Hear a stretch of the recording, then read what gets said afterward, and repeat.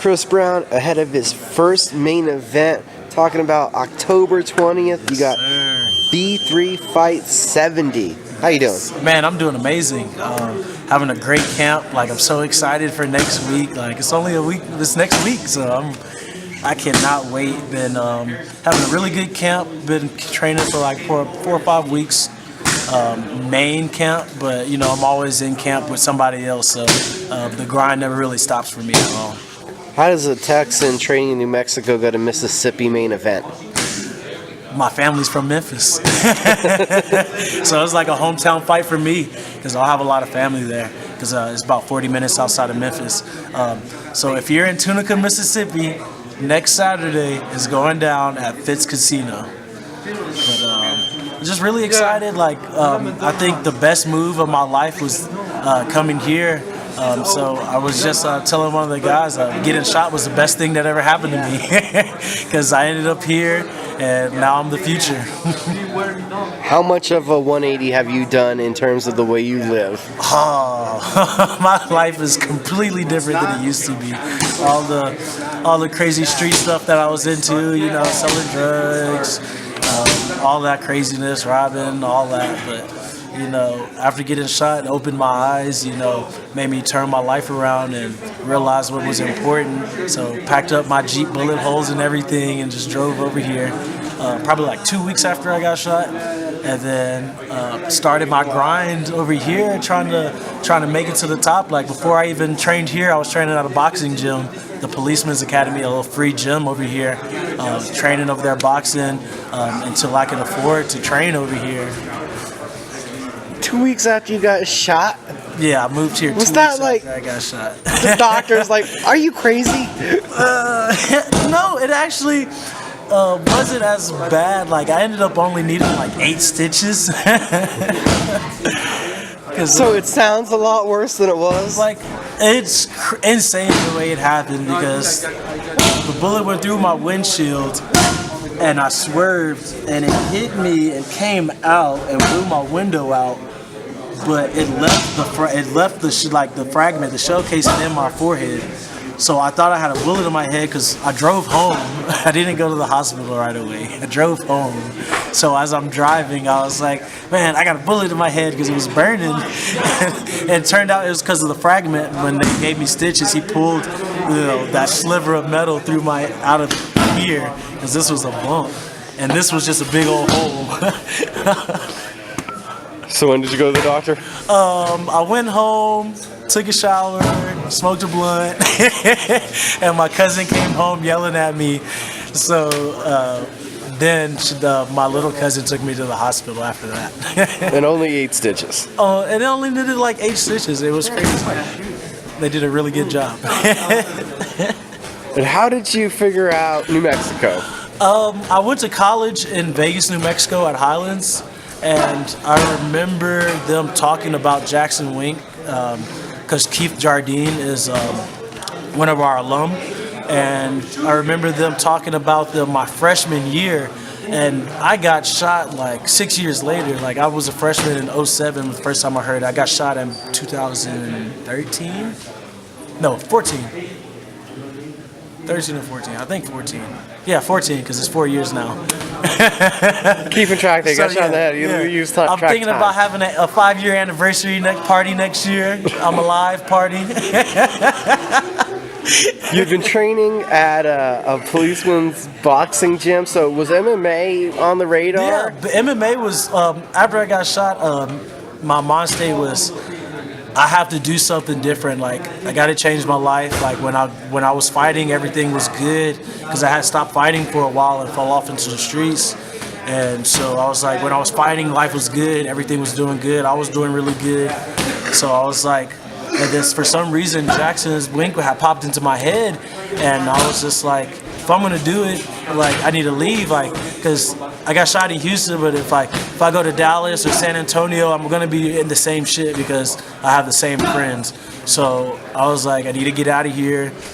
Came back to New Mexico. I was like, if I'm gonna fight, I'm gonna fight at the very top level. I'm gonna go to the best gym and go. And if I can't make it at the best gym, then this isn't meant for me.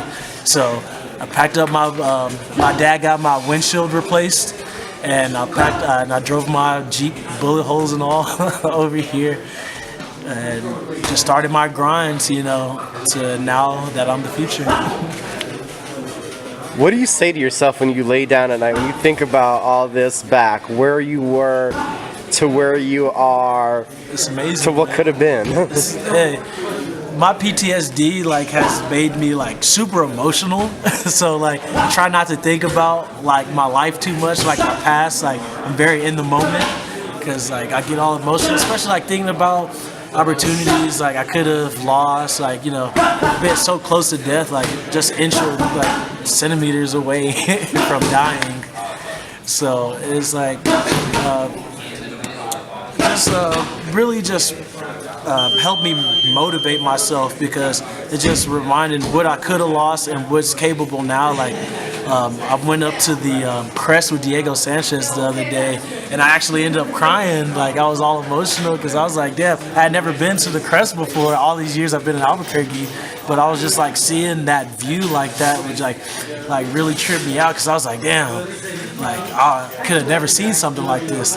But just thinking about how much the world is about to open up to me, how many opportunities are coming to me because of MMA and because I changed my life.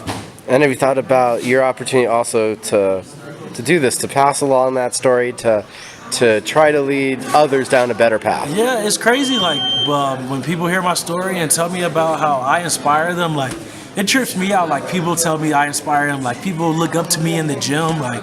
I'm one of the main attractions here, but it just trips me out because all the stuff that I've been through and gone through, and people look up to me, it still trips me out. But I'm happy that I can inspire people and show them that there is another way, and if you put your mind to it, anything is possible. Has it been weird getting that feedback, being put in that position, because you're living it, you're in the moment, you're still just Chris? Yeah, being breezy ain't easy. So it's been, I'm used to getting a good amount of attention, especially being a black man in New Mexico. One of 10 and you're all here at the gym? Yeah, we're all in the gym. So it's, when I remember the first time I had a fan run up to me outside of a bar here and hey, are you Chris Breezy? Oh, I'm a big fan. I'm watching your stuff. Because we don't have any sports teams out here, so MMA is the major league sport, and just the attention that I get out here. I'm on TV all the time over here when I have fights. So the exposure has just been beautiful. I love it. I love attention. I do love the attention. Really? And I do. And if you couldn't believe it, but it's a trip. It still trips me out because I still can't believe that this is my life and the things that I've been able to do and the people that I've met, and sharing my story, because I got tons of wild stories of my high-speed chases, getting shot. I've been through a lot in my life, and it just trips me out. I remember one time I was standing in here sparring with Holly, and I'm looking up at the pictures on the walls of the legends, just man, this shit's real. I'm really doing this. And I love the pressure that's put on me. A lot of people can't handle the pressure, especially being at one of the top gyms and being called the future. Everybody in the gym calls me the future. So, Coach Wink gave me that name, and it's a lot of pressure because I got to live up to the hype. What would you say to somebody that's been where you were, that doesn't believe it's possible to be where you are? Anything is possible that you put your mind to. I never really thought, I always thought I was destined for great things, but life happens, and you go in all different directions. You never know what's going to happen, but you just have to stay believing in yourself, because if you don't believe in yourself, nobody else is going to believe in you. And anything that you put your mind to you're gonna have to work hard. Nothing in this life is easy. It took me getting shot to get to this point. So nothing in life is easy, but you gotta just persevere and work through and get through all the obstacles that are in your way. There's nothing in life that's worth having is easy. What else do we have from Breezy? Breezy's just really excited to go out there and show y'all all the little breezy things that I've been doing. Like this guy, I watched his, saw his little interviews and stuff. He thinks he's a better striker and a better grappler, but he's definitely not. I watched all of his videos. He definitely doesn't strike better than me. He definitely doesn't grapple better than me. I'm wrestling certified state champ. My striking is certified, Jackson Wink certified.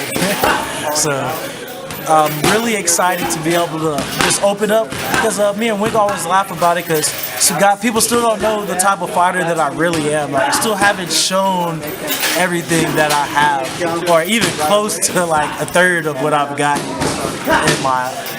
I think it's been 6 fights, and I've seen 6 different fights. Yeah, exactly. Every fight's different, so even if you could watch something, I'd never do the same thing any fight. Like, my style is constantly changing. Like, I don't have the same style that I had 2-3 years ago. Even last year, my style has changed. So it's like I've been here for 3 years. Every 3, my style changes. So every fight is something different. It's never really the same. The only thing that's constant is that I dominate, and I like to slam people. And you're gonna see this smile. What does the win October 20th lead to?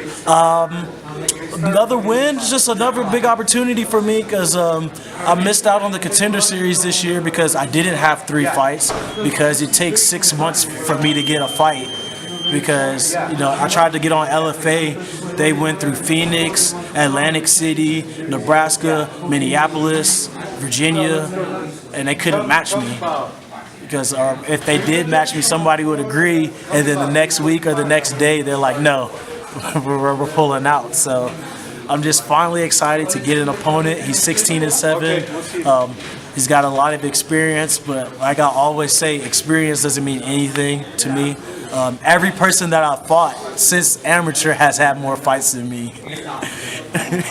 And there's a different kind of experience, obviously, that you have. Yeah, and training here, like, I'm Holly Holmes' main training partner, Diego Sanchez's main training partner.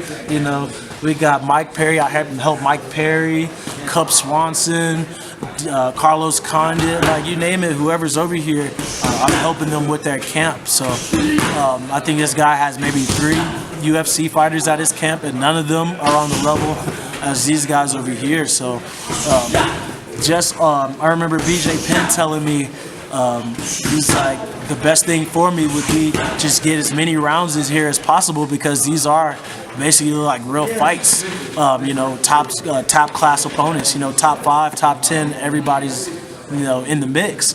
So just being in here with these killers and constantly pushing, and beating up on them, as is the reason that I'm the future. So every opportunity that I get, I love going out there and showing everybody what I'm capable of. And each fight I open up more and more, because the more comfortable I get, the more I open up. And that is an experience thing, but I'll always rise to the occasion. Last message for the fans? I love you guys. Thanks for the support. Check me out on Instagram, Snapchat, Chris Breezy MMA. I got a Twitter too, Chris Breezy MMA. I'm on Facebook. Look me up, Chris Breezy Brown. Keep track and keep posting, because Breezy's on his way to the top.